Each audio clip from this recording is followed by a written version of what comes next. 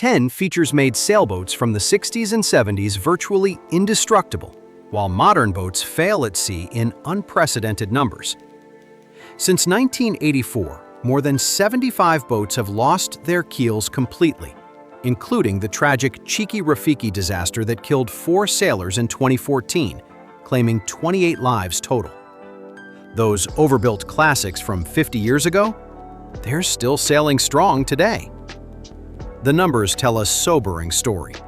During the 2016 ARC Transatlantic Rally, organized by the World Cruising Club, nearly 60% of the 290 participating yachts broke down. Between 2012 and 2017, 153 boats crossed the Pacific, and an astounding 83% reported major breakdowns. We're not talking about minor inconveniences here. These were life-threatening failures that could have been prevented if builders hadn't abandoned the time-tested features that made old boats bulletproof. Before we get into these 10 features, quick favor. If you want honest breakdowns about what actually makes boats safe versus what's just marketing hype, hit that subscribe button. I research marine accident reports, talk to surveyors who inspect hundreds of boats annually, and break down the construction quality differences between classic boats and modern production. New boat safety and quality analysis every week. Let's start with the most critical difference: how keels attached to hulls. Vintage boats featured full integral keels, also called encapsulated keels, built like fortresses. These keels ran nearly the entire length of the boat, their distinctive wine glass shape creating a compound curve that distributed stress across the entire hull structure. The ballast was integral to the hull itself, not bolted on as an afterthought. As one naval architect described it, this wine glass shape is simply bulletproof. Compare that to modern fin keels, which are essentially massive chunks of iron hung from the boat's bottom by a handful of bolts. The International Sailing Federation has documented 72 cases of keel loss since 1984, with clearly defined causes in nearly half the cases. The trend accelerates as boats with bolt-on keels age and maintenance gets neglected. Ted Osborne, a veteran technical expert for the Cruising Association, captured the absurdity perfectly when he said, "Hanging a huge lump of iron from a yacht hull, holding it on only with a few steel nuts and bolts, and letting it swing around in rough seas was just asking for trouble." The Cheeky Rafiki tragedy in 2014 exemplifies this problem. This Beneteau First 40.7 lost her keel 720 nautical miles southeast of Nova Scotia, taking 4 lives. The boat had experienced multiple groundings, and crews had repaired the keel-to-hull connection several times. Marine accident investigators admitted that properly assessing such repairs is nearly impossible, even on CE Category A certified ocean-going vessels. Older boats also featured skeg-hung rudders that provided crucial protection. The skeg, that vertical fin projecting below the hull, acted as a shield against logs, lines, fishing nets, and grounding damage. One cruiser sailing around Papua New Guinea described hitting a massive submerged log. The whole boat shook violently. They dropped sail and inspected for damage, finding only surface scratches with no damage to the rudder or prop.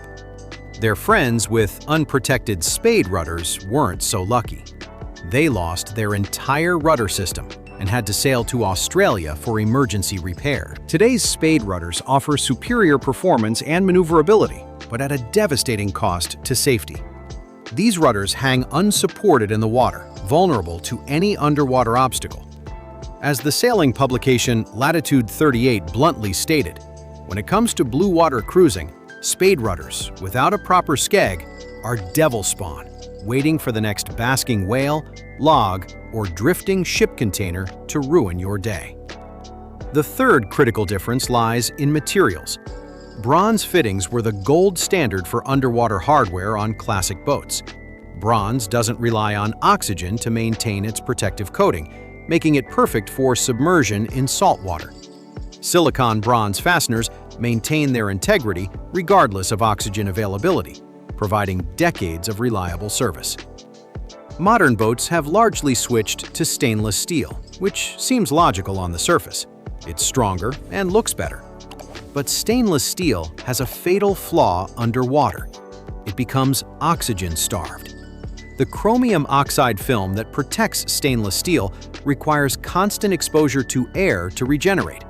Underwater, this protection fails, leading to crevice corrosion. As the iron in stainless fasteners corrodes, it expands, pushing in all directions and destroying the very structure it was meant to hold together. Hull construction represents perhaps the most dramatic change. Early fiberglass boats were ridiculously overbuilt because manufacturers simply didn't understand the material well enough to calculate minimum thicknesses. Chris Craft famously tested their early hulls by firing guns at them.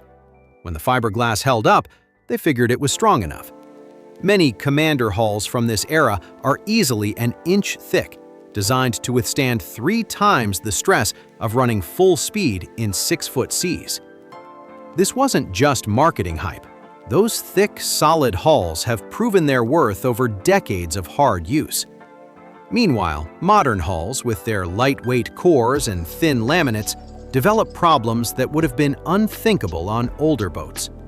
Hull sides have become so flimsy that cracking is now commonplace, especially in lower-priced production boats. Cored bottoms present particular risks. If water penetrates the core material, failure can occur suddenly without warning signs. The fifth feature is displacement itself. Modern boats prioritize speed over seaworthiness, resulting in dangerously light vessels that behave violently in rough conditions. One designer reduced a boat's weight by 41% and discovered through scale model testing that the result was uninhabitable. The boat would pitch and roll so violently it would literally throw people off the deck. Weight provides stability, dampening motion and creating a more predictable platform.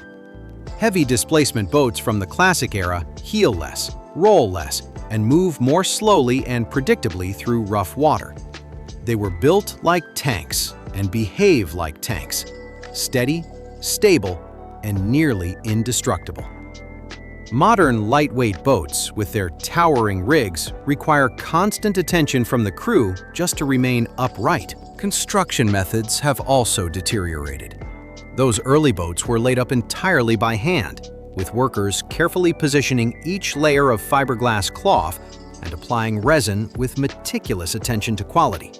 No chopper guns mixing resin with chopped glass and spraying it onto molds, just skilled craftsmen building boats that would last generations. Modern production methods prioritize speed over quality. Mass production techniques have reduced costs, but compromised durability. The rush to build boats quickly has led to shortcuts that become apparent only years later when structural problems emerge. Deck-to-hull joints represent another area where cost-cutting has compromised safety. Traditional boats featured robust mechanical fastenings and substantial structural bonding. Modern boats often rely on inadequate screwed joints that fail under stress, leading to deck separation, porthole leaks, and interior attachment problems. The eighth lost feature is proper internal framing. Classic boats used conventional stringers, bulkheads, and frames, all carefully bonded together with traditional tabbing techniques. Modern builders have increasingly adopted pre-molded grid liner systems held together with adhesive putty rather than proper structural bonding. Even large boats like the Hunter 60 have experienced total liner disbonding and failure. For wooden boats, the ninth feature was traditional construction techniques using mortise and tenon joints and time-tested assembly methods. These boats were built by craftsmen who understood wood's properties and worked with the material rather than against it. The techniques had been refined over centuries and produced boats of remarkable longevity. Finally, older boats provided access to internal hull spaces. You could inspect every frame, stringer, and bulkhead. If water entered somewhere, you could see it, find the source, and fix the problem. Modern boats increasingly feature sealed compartments that prevent any inspection or maintenance of critical structural elements. Water can accumulate in these hidden spaces, causing deterioration that remains invisible until catastrophic failure occurs. The irony is profound. We possess better materials, more sophisticated design tools, and deeper understanding of marine engineering than ever before. Yet we're producing boats that fail at rates our predecessors would have found shocking. The quest for speed and profit has led us to abandon the very features that made boats truly seaworthy. Those overbuilt classics from the 60s and 70s weren't just heavier, they were fundamentally safer. They prioritized survival over speed, substance over style. While they may not win races against modern boats, they're still out there, sailing safely while their modern counterparts become statistics in maritime accident reports. The lesson is clear. Sometimes older really is better, especially when your life depends on it. If this changed how you think about boat construction, subscribe for next week's video where I'm breaking down the 5 motor sailors couples over 55 actually live on for under $60,000. Boats built during that golden era when quality still mattered. Also, drop a comment. Do you own a classic boat from the 60s or 70s? Or do you sail a modern boat? I want to hear real experiences from sailors who've owned both. The debate in the comments is always the best part.